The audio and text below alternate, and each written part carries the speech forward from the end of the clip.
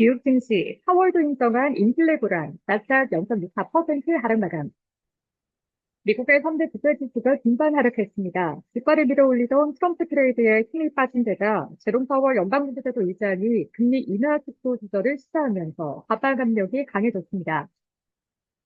시장 뉴욕 증권거래소에서 다우존스 산체 반도체물 지수는 전장보다 207.33포인트, 0.47% 내린 43,750.86대 거래를 마감했습니다. 스탠더드 앤드 푸어스 S&P 500 지수는 전장보다 36.21포인트, 0.6% 밀린 5,949.17을, 나스닥 종합지수는 전장보다 123.07포인트, 0.64% 떨어진 19,107.65의 장을 마쳤습니다. 이번 주 들어 트럼프 거래는 능력을 잃어가는 흐름입니다. 트럼프 체제에 대한 기대감은 지난주 대선 직후 주가 지수를 밀어올렸으나 단기 급등으로 차익 실현 욕구가 강해지면서 판단이 막혔습니다. 트럼프 거래의 가장 강력한 수혜주였던 소형주 위주의 러셀 2000은 이날 1.37% 떨어졌습니다. 전날 나온 미국의 10월 소비자 물가지수에 이어 이날 발표된 10월의 생산자 물가지수까지 불안한 조짐을 보이면서 증시 투자자들도 경계심을 높였습니다.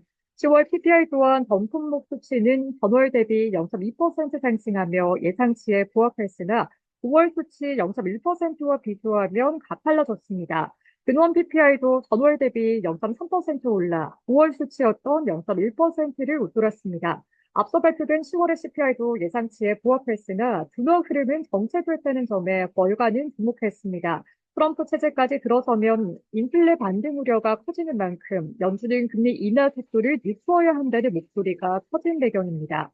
하월 의장이 이날 연설에서 인플레이션을 집중적으로 거론하며 금리 인하 속도를 늦출 수 있다고 시사하면서 주가 지수는 낙폭을 확대했습니다. S&P 500은 4월 발언 이후 낙폭을 20포인트 넘게 확대했습니다.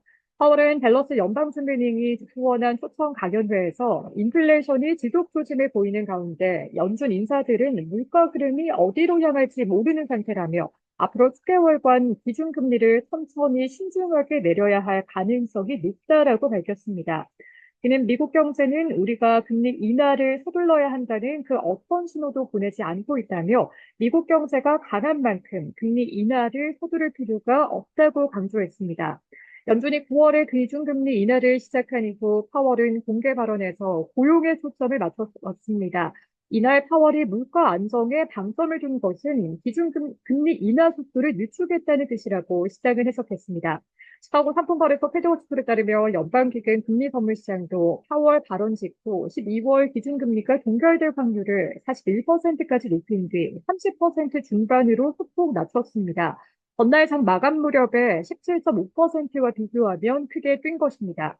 이날 다른 연준 인사들도 신중론에 보조를 마쳤습니다. 토마스 바킨 리치먼드 연방준비은행 총재는 연방준비제도는 10년물 금리가 오르는 과정에서 인플레이션이 어떤 부분을 차지했는지 주의 깊게 지켜보고 있다며 불확실성은 우리가 인플레이션에 승리했다고 선언하는데 조심스럽고 점진적인 이유 중 하나라고 말했습니다. 아드리아나 포글러 연구이사는 만약 인플레이션에 대한 진전을 중단하거나 인플레를 가속화하는 리스크가 높아지면 우리의 정책금리 인하를 멈추는 것이 적절할 것이라며 현재 경제 여건은 디스인플레이션의 속도가 느려지는 동시에 노동시장이 둔화하는 상황이라고 말했습니다. 트럼프 정권 인수위원회가 바이든 행정부의 전기차 세금 공제를 종료할 계획이라는 소식도 주가에 부담을 줬습니다. 외신에 따르면 트럼프 인수위는 인플레이션 감축법에 근거한 전기차 세액공제 폐지를 계획하고 있습니다. 세액공제는 대당 최대 7,500달러입니다. 이 같은 소식에 테슬라는 6% 가까이 떨어졌고 리비아는 14% 급락했습니다. 엔터테인먼트와 미디어 기업 디즈니는 기대를 웃돈 분기 실적을 내놓으면서 주가가 6% 이상 올랐습니다. 세계 부정 논란 속에 당장 폐지 위협까지 받는 서버 제조업체 슈퍼마이크로 컴퓨터는 관련 당국이 요구하는 세계 보고서 제출 기한을 연기한 후 주가가 11% 이상 또 떨어졌습니다. 반도체 장비업체 ASML은 2030년의 실적 목표치가 낙관적으로 나오면서 주가가 3% 가까이 올랐습니다. 필라델피아 반도체 지수는 최근 급락 흐름을 딛고 이날 약보합으로 마감했습니다. TSMC와 엔비디아와 TSMC가 강보합을 보였으며 퀄컴은 2% 이상 올랐습니다. 한편 미국에서 한 주간 신규 실업보험을 청구한 사람의 수는 예상치를 밑돌며 직전주 대비 감소했습니다. 노동부에 따르면 지난 9일로 끝난 한 주간 신규 실업보험 청구자 수는 계절 조정 기준 직전주보다 4,000명 줄어든 21만 7천 명으로 집계됐습니다.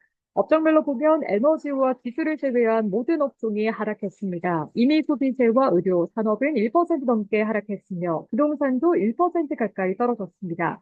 시카고 옵션거래소 변동성 지수는 전장보다 0.29포인트, 2.07% 오른 14.32를 기록했습니다.